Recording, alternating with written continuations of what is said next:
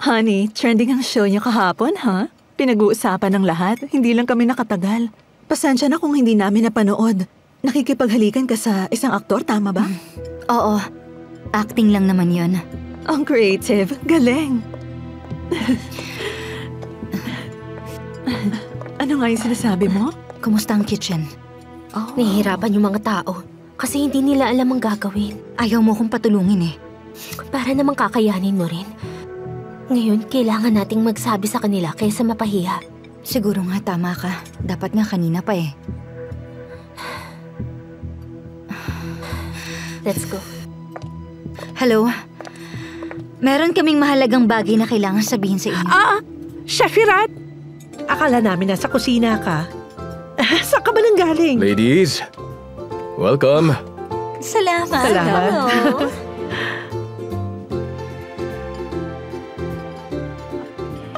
Sinabi ko sa mga kaibigan ko, napakasarap ng pagkain na sinerve sa amin kahapon. Kaya lang, parang medyo matagal. Sila medyo nagugutom na. Medyo bumaba na ang blood sugar namin ngayon. Naku po, ang akala ko hindi basta-basta bababa ang blood sugar niyo. Cute-cute niya, hindi ba? Tama ka. Chef, matagal pa ba kami maghihintay? Sandali na lang po. Magsisimula na tayong mag-serve ng food, di ba, Chef? Mabuti naman.